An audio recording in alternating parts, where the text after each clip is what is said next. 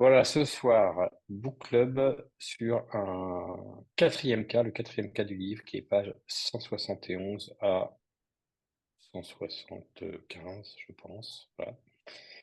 171 et suivante, sur définir le plan de jeu collectif. C'est un cas, quand j'ai écrit le bouquin, que j'ai choisi pour montrer ce qu'on peut faire avec des techniques un peu décalées. Et en l'occurrence, c'est un cas où la modalité de travail, enfin, en tout cas la partie de séminaire dont on parle ici, on a utilisé des cubes pour enfants, des cubes qu'on trouve dans les barils en bois, dans les jouets pour enfants, pour travailler sur le plan de jeu collectif. Donc, intéressant parce qu'on voit que ces modalités sont souvent, parfois, de très grands accélérateurs, notamment quand on doit parler de sujets un peu complexes comme ça. Voilà. Donc, je vais d'abord faire comme d'habitude, faire un petit tour du canevas, et puis ensuite, je reviendrai sur les différents partis pris d'architecture. Et puis on fera un focus sur l'animation, hein. Il y a ce plan dans chacun des cas du bouquin. Alors l'enjeu qu'on a nommé, c'est définir le plan de jeu collectif. La terminologie est intéressante, hein, vous verrez dans le texte, on a affaire à un DG qui est du Sud-Ouest, enfin qui a une culture Sud-Ouest, on va dire une culture rugby. Donc à chaque fois qu'il parle de management, il utilise des termes du rugby. Pour la petite histoire, pour lui, un séminaire, c'est un temps de vestiaire. Voilà. Il dit c'est le moment où avant de monter sur le terrain, quand on joue sur le terrain, on joue contre un adversaire, on est ensemble, et au vestiaire, c'est l'endroit où on régule les trucs, on se met ensemble, où on célèbre la victoire, où on s'engueule quand c'est difficile et quand ça peut bien marcher. Donc c'est un temps de vestiaire. Et là, définir le plan de jeu collectif, voilà, c'était sa terminologie. Pourquoi? Parce qu'en fait, on est dans un COMEX, hein, c'est un COMEX de 16 personnes. C'est dans une structure, on va dire, c'est une agence d'État qui gère un- qui est opérateur en fait sur le territoire. Et dans ce COMEX, il y a la moitié de directeurs centraux, donc qui sont au siège, et la moitié qui sont des directeurs dits territoriaux, à peu près la moitié, hein. Je crois qu'il y a 9 directeurs territoriaux et 7 directeurs centraux. On a historiquement, donc là, le séminaire c'était en 2019, et on a historiquement une autonomie très large des directeurs de région. Quand je dis historiquement, c'est depuis des dizaines d'années, et on est là dans un mouvement de transformation qui consiste à mutualiser plus de choses et à dépasser cette autonomie, voire indépendance des régions. Et en fait, cette transformation, qui est une transformation de longue haleine, génère pas mal de frottements au sein du COMEX, des incompréhensions, d'entendre des discussions sur mais non, mais tu t'occupes de ça, mais tu devrais pas. Ou alors, laissez-moi faire mon boulot en région, j'ai ce qu'il faut pour le faire. Bah oui, mais vous comprenez pas, là, dans le chantier, on a besoin qu'on se mette tous d'accord pour une trajectoire. Donc, c'est notre prérogative de direction centrale. Donc, vous voyez, ces frottements qu'il peut y avoir, direction centrale, direction régionale, qui sont des frottements un peu typiques, hein, qu'on trouve dans toutes les organisations en réseau. Voilà. Mais sauf que là, on a une transformation vraiment forte. La destinée de cette structure, c'est malgré tout d'aller vers plus de mutualisation. Voilà. Et donc ça frotte assez fort. Et notre DG, comme j'ai déjà dit, est de culture sud-ouest. Donc le rugby, c'est son analogie, c'est sa métaphore. Et donc le point d'arrivée qui est souhaité, hein, définir le plan de jeu collectif, c'est qu'on ait une définition partagée de la place de chacun. Donc on ait bien compris qui joue où sur le terrain de jeu. Ok, une direction territoriale, qu'est-ce qu'elle fait? Une direction centrale, qu'est-ce qu'elle fait? À un niveau assez fondamental, vous voyez. C'est pas de l'ordre des process et on n'est pas en train de faire des matrices, comment ça s'appelle, ces matrices de répartition de responsabilité. Il y a un truc en 5 lettres. Enfin, on n'est pas à un niveau de réglage de process. On est vraiment à un niveau assez fondamental, bien comprendre et avoir ces repères communs qui vont permettre d'améliorer la coopération, qui est aujourd'hui problématique. Donc, on part typiquement d'un problème de coopération. Donc, si vous ouvrez le bouquin au chapitre sur les enjeux sur la coopération, quand on a des problèmes de coopération, il y a une des clés importantes qui est essayer de développer un regard systémique, c'est-à-dire de comprendre le système. C'est vraiment typiquement ce qu'on va faire là, c'est essayer de comprendre le système et essayer de s'aligner sur ce système et sur la place de chacun. Voilà, alors zone d'ennui, on pourrait rester à un niveau superficiel, voilà, qui soit satisfaisant, mais qui évite d'aborder les vrais sujets, qui sont des sujets assez problématiques. Et puis des poncifs moralisateurs sur la coopération. Pour bien coopérer, il suffit de se faire des demandes, de savoir dire non, et puis de se faire des bons feedbacks, et puis tout va bien.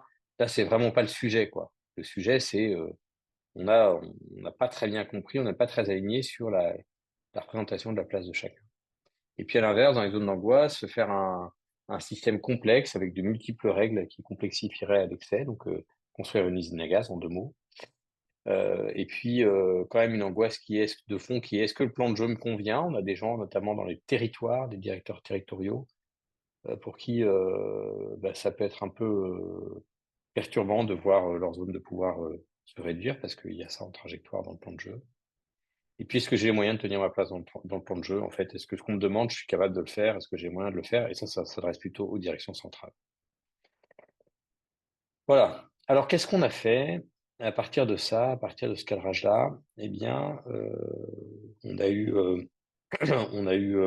comme souvent, une séquence, comme à chaque fois d'ailleurs, une séquence de clôture et une séquence d'ouverture et de clôture. Maintenant, j'utilise des synonymes pour que les gens comprennent. Je dis, il y a une séance d'échauffement et puis une séance de retour au calme. Vous voyez, ça c'est pour l'analogie pour les sportifs. Il y a une autre analogie qui est une séquence de décollage et d'atterrissage. Ça, c'est pour les pilotes d'avion.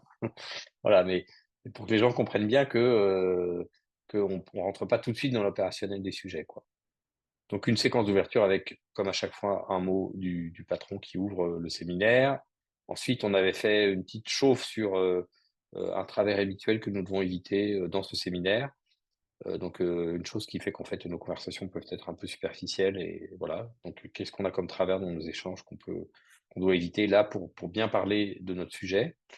Et puis ensuite, on avait 3 séquences opérationnelles représenter, je vais me situer déjà au niveau des titres de séquence, représenter le plan de jeu actuel, c'est-à-dire se dire, finalement, quand on regarde le système fonctionner aujourd'hui, comment il fonctionne, quelle est la place de chacun dans les faits, ok, comment ça fonctionne, repérer les problèmes du plan de jeu actuel, c'est-à-dire faire une sorte de diagnostic en fait, dire bah oui, en fonctionnant comme ça, voilà les problèmes que ça pose, et puis construire le plan de jeu cible, c'est-à-dire finalement se dire bah voilà comment est-ce qu'on a envie que ça fonctionne, et voilà ce qu'on souhaite comme place pour chacun dans le système. Voilà. Alors, comment on a fait ça? C'est là où il faut s'accrocher un petit peu.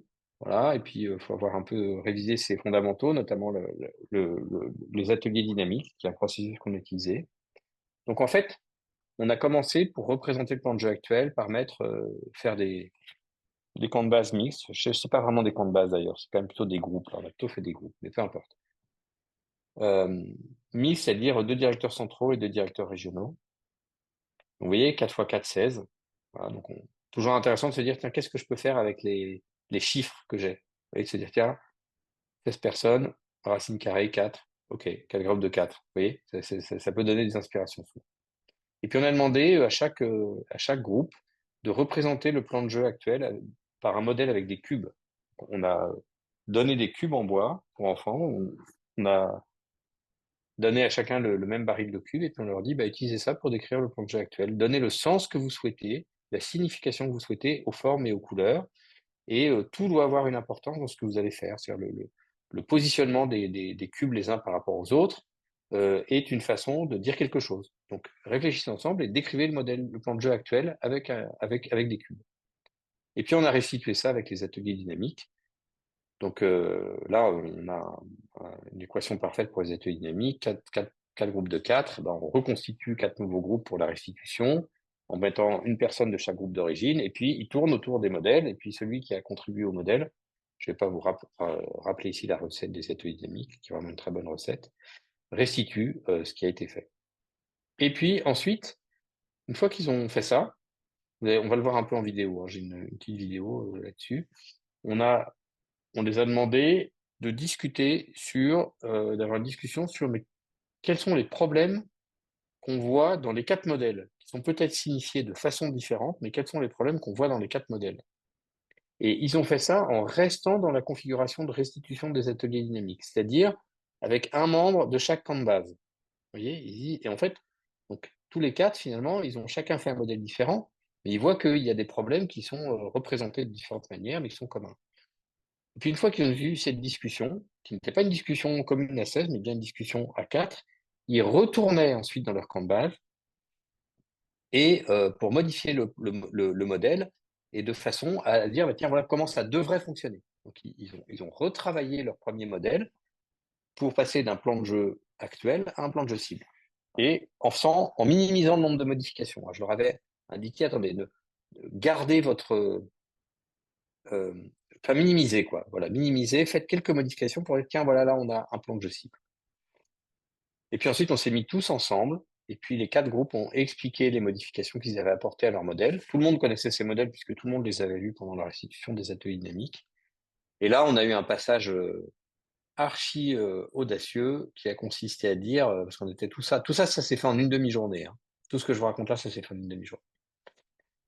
Là, on leur a dit, OK, est-ce que vous pensez que vous êtes capable, est-ce que vous avez le niveau de convergence suffisamment fort entre vous pour construire un modèle unique euh, qui serait votre représentation du plan de G-Cible ou alors, est-ce que, et on ne pensait pas honnêtement, je dis on, j'étais avec Frédéric sur cette mission, on ne pensait pas qu'on y arriverait. En fait, on leur a demandé d'évaluer leur capacité avec, on a fait un petit baromètre express, OK, est-ce que vous pensez que vous êtes capable? Qui sent que vous êtes capable? Vert, jaune, orange, rouge. Vert, ça veut dire, ouais, on est super capable et ce serait vraiment dommage de ne pas le faire maintenant.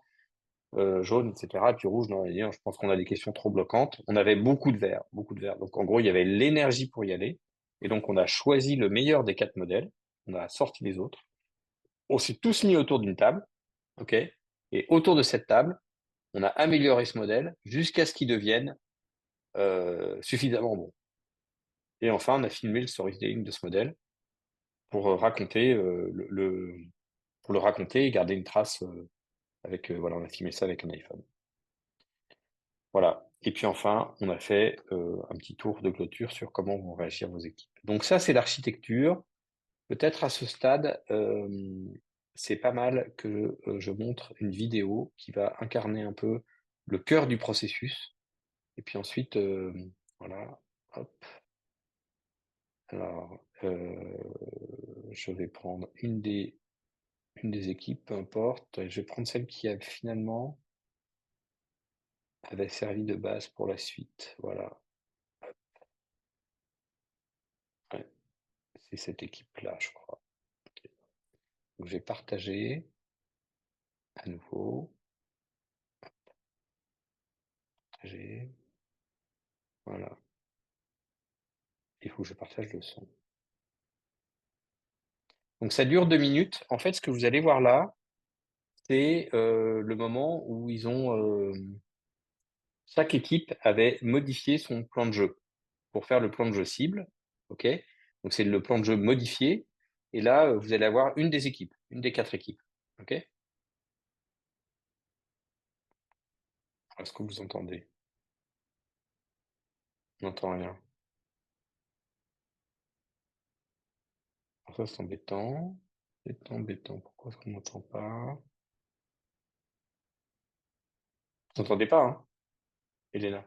Non. OK. Alors ça, c'est vraiment dommage Moment- parce que... Au moment de partage, il faut que tu choisis Oui, oui, option. je l'ai fait. Je l'ai fait, j'ai fait. J'avais choisi... attends, je vérifie juste que... Voilà. Donc là, ça marche. Je commence. C'est comme étant... Voilà. Hop. C'est comme si quand j'étais en grand écran. Et donc, je recommence. Écran. OK.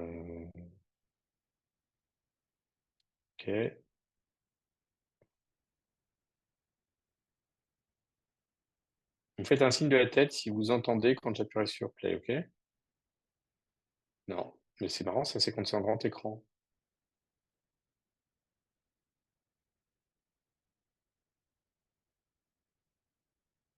Non, c'est quand c'est partagé. Bon. Pouf, pouf. Bah, écoutez, je sais pas si je vais m'acharner, hein, parce que c'est quand même dommage. Partager l'audio. Et je sais pas, j'ai l'impression qu'il y a de plus en plus de bugs sur Zoom. Ouais. Bon, bah ça marche pas. J'arrive pas à voir l'audio. En tout cas, alors du coup, juste vous laisser la vidéo, mais voyez, ah,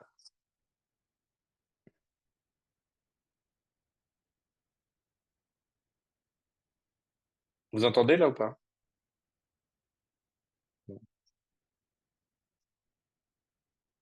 ok, bon, écoutez, c'est quand je partage que ça marche pas, donc je suis désolé. Euh, donc, ce que vous avez vu, très subrepticement, je suis vraiment désolé, hein. Je comprends pas, j'ai de plus en plus de problèmes de son en fait avec mon ordi. Je recommence, je vais juste vous raconter un peu. Du coup, hop, hop, hop.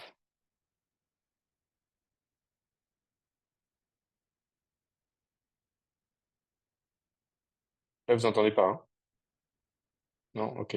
Je coupe le son et je vous raconte. Vous voyez, donc là, il raconte les changements qu'ils ont faits. Voilà, donc en fait, là, avec ça, il avait représenté les différentes directions territoriales. Et, et ici, les différentes directions, en bas de l'écran, vous voyez les différentes directions centrales euh, qui avaient des codes couleurs différents et des formes différentes suivant la nature de leurs activités. Et il explique qu'en fait, ils ont, alors qu'avant, les directions territoriales étaient, dans leur plan de jeu actuel, n'étaient pas à la même distance du central. Voilà, il a représenté un plus fort alignement, une plus forte cohérence. Voilà, de mémoire, il a fait ça. Et puis, euh, et puis, je sais pas ce qu'il raconte d'autre. Mais vous voyez, chaque chose a une signification. Et donc, c'est juste vous montrer aussi l'intérêt d'une vidéo storytelling, hein. Donc là, c'est important quand on utilise des outils métaphoriques comme ça et de faire cette vidéo-là et de bien demander aux gens de pointer les différents éléments de ce qu'ils expliquent. Que ce soit un dessin métaphorique, comme avec la fresque des faits marquants, si on veut en garder une trace, hein, c'est pas toujours le cas, avec cet outil-là, les cubes, ou alors avec Lego Serious Play, qui est un autre outil que vous connaissez et dont on a déjà parlé. Vous voyez, là, on a 2 minutes de vidéo. Hop, je vais arrêter et je vais revenir au design. Je suis assez frustré que ça n'ait pas fonctionné, mais c'est pas très grave. Donc, je vais à nouveau partager, hop, partager mon écran de mon iPad. Hop.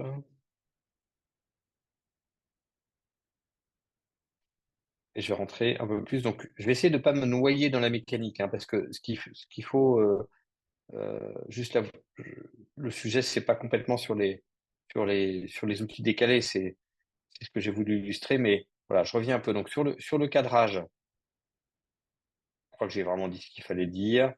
Voilà. Mais c'est vous montrer vraiment la réflexion qu'on a sur le cadrage. Moi, je trouve que c'est intéressant faut être capable de le raconter, quoi, hein. Donc, voilà, différents éléments de cadrage. Je vais pas revenir sur la zone d'ennui. Alors, peut-être comment est-ce qu'on arrivait à cette architecture et donc, et les questions qu'on s'est posées avec Fred quand on a préparé ce séminaire. En fait, on s'est dit, on travaille sur le thème de la coopération et donc ce serait bien que pendant le séminaire, on ait une bonne coopération pour bien s'entendre. Et donc, il y a un parallélisme des formes entre le sujet sur lequel on travaille et la façon dont on travaille. Donc, on avait ça en tête. Et on s'est posé la question, comment représenter un plan de jeu? Et le plan de jeu, c'est un terme, on n'avait pas du tout sorti les cubes, vous voyez, avant qu'il parle du plan de jeu. On s'est dit, mais comment est-ce qu'on peut représenter les cubes?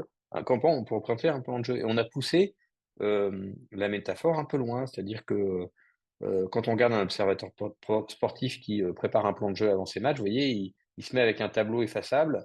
Je sais pas si vous avez déjà vu ça dans les reportages là, et il dessine des flèches dans tous les sens. Et donc on cherchait un outil qui soit équivalent à ça, qui soit simple, mais qui soit pas réducteur et qui nous permettrait de bien réfléchir au sujet. D'où le choix des cubes. Et, euh, et la progression qui est finalement très simple, mais très efficace. Donc je la redonne, représenter le plan de jeu actuel tel que vous le voyez, repérer les problèmes que cela pose et modifier le plan de jeu actuel pour qu'il devienne votre outil, votre plan de jeu cible. OK? Donc ensuite, vous retrouvez dans le livre la description un peu détaillée. Euh, voilà, construisez. Donc la consigne, c'est toujours intéressant, hein. Souvent, vous m'interpellez sur la consigne.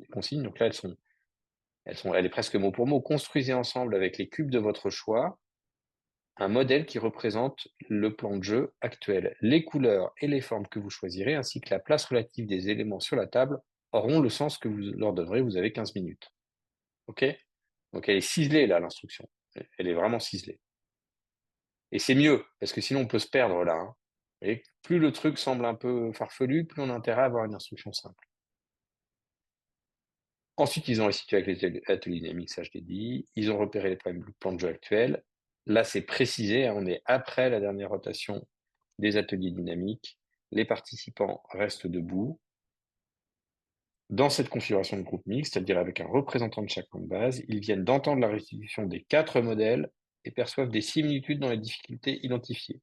La consigne est d'accord, et donc, mettez-vous d'accord sur les problèmes qu'il y a dans ce plan de jeu et qu'il faut résoudre. On construit le plan de jeu cible. Chaque participant retourne à son camp de base, retrouve les autres. Ensemble, ils modifient le plan de jeu. Il devient une cible qui résoudrait les problèmes identifiés dans l'étape 3.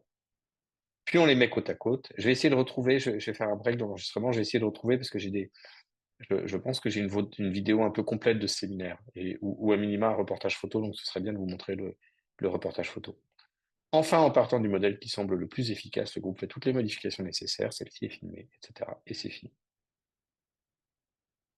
Et puis clôture, on s'est dit, tiens, imaginez-vous en train de montrer à vos équipes le film qu'on vient de produire et qui présente le plan de jeu cible, comment est-ce qu'ils réagiraient? Ok, donc en fait, en faisant ça, on les met dans la perspective de, tiens, est-ce que notre truc, il est suffisamment solide pour être raconté? Parce que c'est pas que pour nous, ce plan de jeu. D'ailleurs, il est devenu un poster. Je vais essayer de chercher aussi le poster dans le break, quand on fera le petit break. Alors, si je parle de l'animation, après avoir parlé des choix d'architecture, là, je viens de vous parler des choix d'architecture. Maintenant, si je parle de l'animation. Donc, le cœur de l'animation, c'est là, comment est-ce qu'on fait quand on a un groupe avec qui on va utiliser une technique de travail qui apparaît un peu farfelue, très décalé. C'est très décalé, vous voyez, de venir avec ces cubes là pour enfants avec un comex. Et donc, au moment où on renverse par terre le baril de cubes, il faut s'attendre à une grande perplexité, voire une forme d'agressivité ou de retrait sur le registre. On n'est pas à la maternelle, on n'est pas venu pour jouer avec des cubes. Et donc, c'est vraiment la question pour nous, animateurs, de sa stabilité.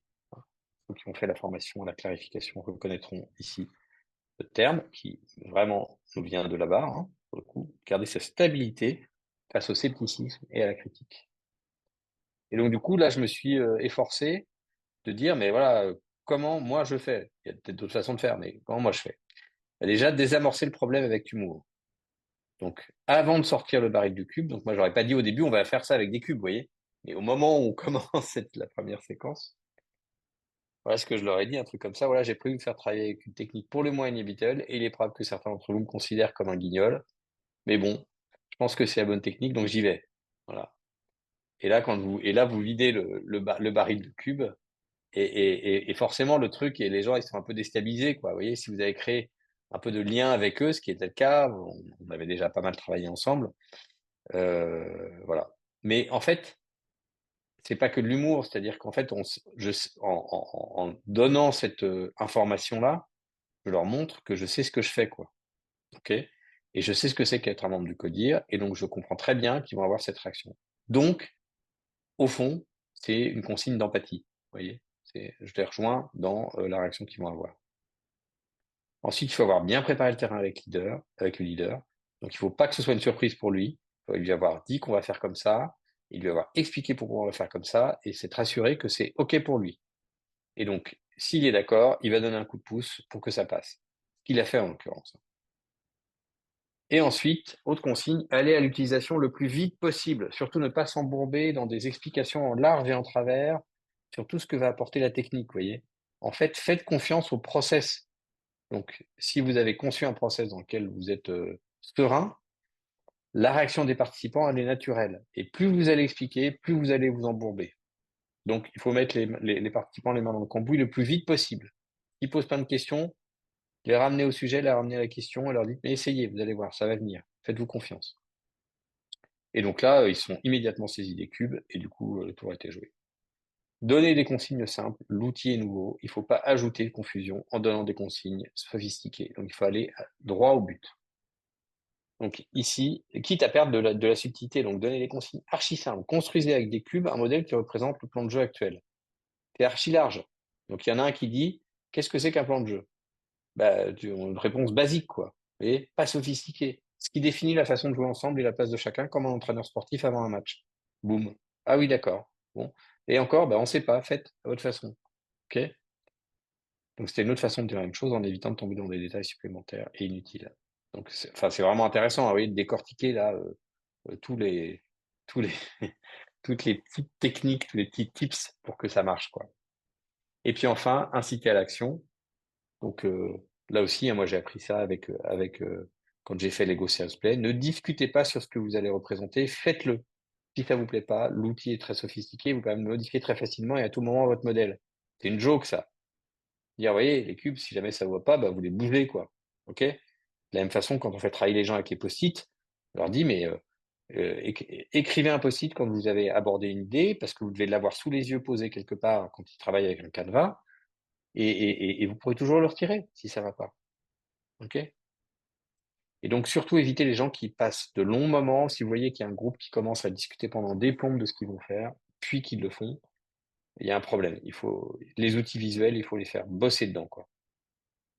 Elle est géniale cette phrase. La puissance d'un outil visuel étant d'avoir une correspondance permanente entre ses pensées et le modèle qui les matérialise. C'est beau comme une symphonie d'écrire ça. Je sais pas qui a écrit cette merveille.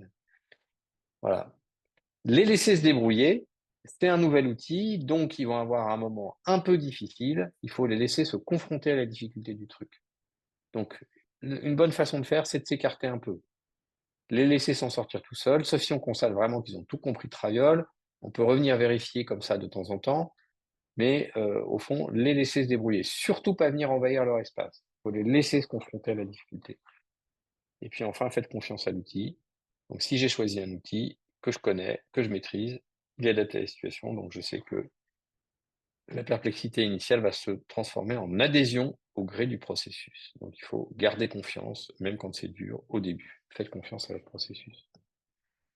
Voilà, au final, ça a été un séminaire archi archi transformant pour pour ce COMEX. Vraiment, c'était un point de référence pour eux. Ensuite, ils ont fait pour la petite histoire, là, je vais un peu au-delà de ce qui est écrit dans le truc, mais ils ont fait une demi-journée, je crois, 3 ou 4 semaines après. On était là aussi pour les aider à animer ça, avec leur cercle de managers un peu élargi. Donc, on est passé de 20 à 40 pour expliquer le modèle, leurs adjoints, quoi.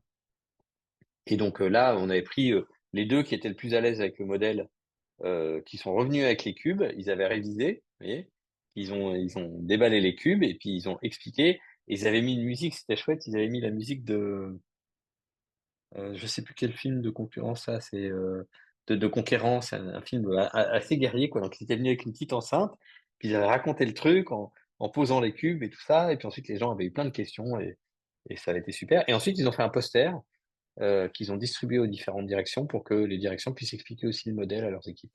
Et ce truc a eu énormément d'impact. Ça crée un nombre de déclics, et d'alignements, et le plan de jeu est devenu vraiment une référence, quoi.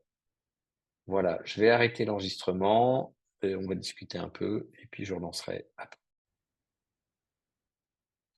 Voilà, donc un petit complément suite à l'échange là, sur la gestion du dirigeant dans un exercice comme ça. Donc, c'est un détail, mais je pense que c'est vraiment important, c'est intéressant.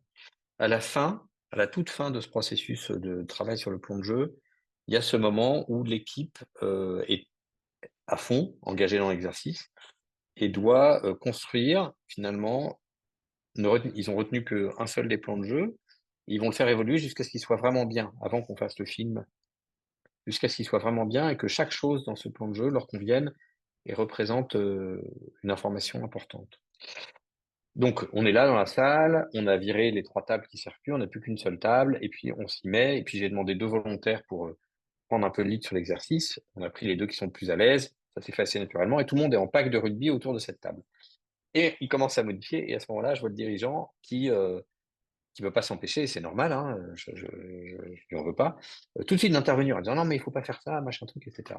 Et là, dans ma tête, je me suis dit, euh, ça va pas marcher. L'exercice ne va pas marcher si là, le patron est complètement les mains dedans, ou alors il va marcher, mais il y aura un faible niveau d'appropriation, parce qu'en fait, ils auront juste suivi ce que dit le patron. Et c'est un patron qui est assez présent, on va dire. Et donc là, je l'ai sorti à ce moment-là de la pièce, je lui ai dit, viens avec moi 5 minutes, allez-y, continue l'exercice, viens avec moi 5 minutes, et je lui ai dit, voilà, il faut que tu les laisses faire. Vraiment, il faut que tu les laisses faire. Par contre, tu regardes, t'écoutes bien tout ce qu'ils disent, t'observes bien, et tu vérifies que ça te convient dans ta tête, et à la fin, quand ils auront fini, tu peux modifier ce que tu veux. S'il y a quelque chose qui ne te convient pas, tu modifies. Est-ce que ça te va comme deal? Ça me va, pas de problème. On rentre dans la salle, j'explique au reste de l'équipe qu'on a passé ce deal avec le patron, et donc il ne va pas intervenir et c'est normal, sauf à la fin s'il y a quelque chose à bouger, s'il y a quelque chose qui vraiment lui convient pas, il pourra le bouger.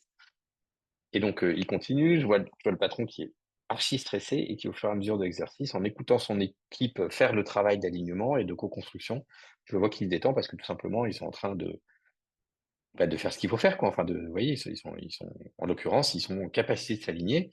Et donc, moi, je sais qu'il n'y aura pas de problème parce que ils ont abordé les sujets, ils ont bien repéré les problèmes. Enfin, en fait, ils sont d'accord dans le fond. Donc, il faut juste leur laisser le temps de de sortir le truc, et de faire ce travail qui est très exigeant, qui est vraiment très exigeant. Et puis, à la fin, ils terminent. Ils disent, bah, ça y est, on a fini. Je leur dis, vous êtes sûr, vous avez fini? Oui, oui, on a fini. Et à ce moment-là, je me tourne vers le patron, je lui dis, alors, est-ce que tu as un truc à modifier? Il dit oui. Et puis, il dit, bah, ce truc-là, il faut le mettre là parce que, je sais plus quoi, c'était un char, ça se pilote par l'arrière, parce que ça représentait un peu un char où on avait le COMEX qui fait Pâques pour conduire l'organisation. Et donc, ça peut pas être sur le côté, c'est vraiment un char, machin, etc. Donc, le pilotage, il est de derrière, il est de la nacelle du char, quoi. Donc, il donne son intervention qui est très bien. Honnêtement, c'est très bien. C'est ce qu'il dit est très pertinent. L'équipe est contente. On fait le film. On s'arrête là et l'exercice est réussi. Voilà. Donc, pour dire que peut-être sur le dirigeant, c'est pour illustrer ce truc de se dire comment l'aider à, à réussir l'exercice auquel il aspire, qu'il souhaite, et pour lequel il peut parfois être lui-même un obstacle. Et donc réussir à lui trouver la juste place qui lui permet de ne pas perdre son rôle de dirigeant, mais de faire ce à quoi il aspire et pour lequel souvent il nous appelle. Parce que s'il a besoin de nous, notamment, c'est pour faire des choses qu'il n'arrive pas à faire tout seul, entre autres. Voilà. Merci pour ce book club et la prochaine fois, on verra le cinquième et dernier cas. J'arrête l'enregistrement.